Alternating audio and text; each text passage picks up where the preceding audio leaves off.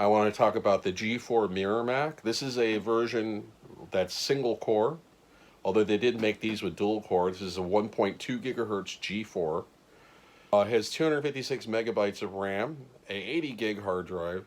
You can upgrade it to a maximum of 2 gigabytes. You can put 1 gig DDR DIMMs. I think it's PC 2700 memory. But it will only recognize, even though it has 4 DIMM slots, it will only recognize up to 2 gigabytes. You can get an IDE SATA adapter and put an SSD in it, which a lot of people will do. The other problem as far as modern internet usage is the video card is a Radeon 9000 AGP card, and it only has 64 megabytes of dedicated video RAM, which is not really that great for streaming like HD video. And the problem is the parts for these computers are so hard to come by. This one's in full working order. It was given to me. I reformatted the hard drive, reinstalled OS X OS Tiger 10.4.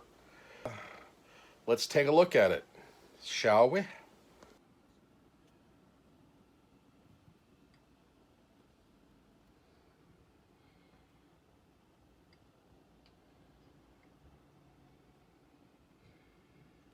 As you can see, it's only got rear I/O.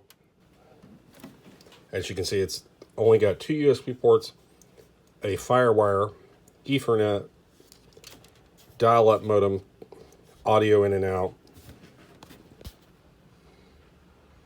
But yeah, this is before front I/O became common on computers.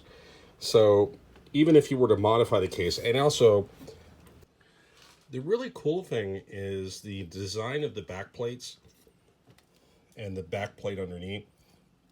It's got this overlapping mesh design that's reminiscent of the 2019 Mac Pro. And this was a Mac Pro of 2002 era. And as you can see, the one thing that a lot of people do with this computer is they will gut it, remove the power supply, remove the logic board, pull off the standoffs, and add new standoff connectors for a standard ATX, because it's a very nice ergonomic design. It's very easy to upgrade. You just pull the tab and the motherboard comes out. And as you can see, there is the G4 processor. It has no fan, just a massive heatsink. But yeah, the G4s, they run relatively cool anyway. There's the Radeon 9000 card. And as you can see, it has 2 bays for optical drives. Sometimes they would put a zip drive in one of these bays, one of the 5 1/4 bays. It also has a drive cage, in which right now it's got an 80 gig hard drive. And then you have an extra slot here for another drive cage right there.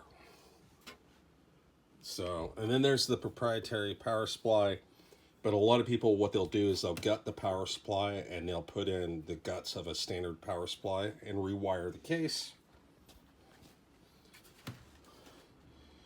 But anyway, let's close her back up.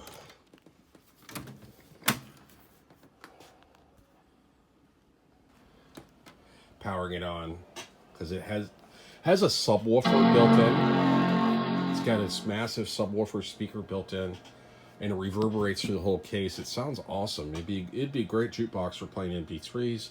I just got it hooked up to my standard Dell keyboard and monitor. Really good for my test bench, my workbench where I work on computers. This is basically a recycled door that I've turned into a desk. And there we go.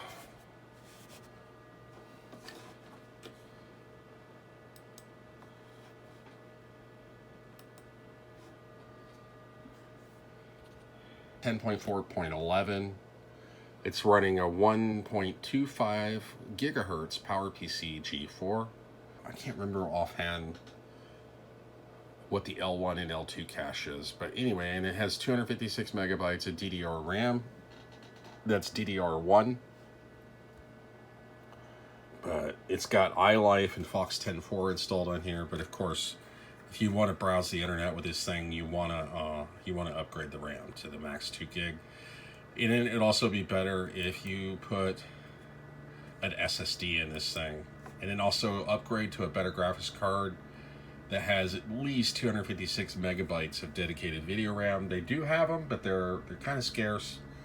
The Mac Edition video cards for this machine are kind of becoming rare now, and they're collector's items, and they, you'll spend like $100-$200 for a graphics card for this thing, and it's just, for me, it's not worth it. That's why I sold it.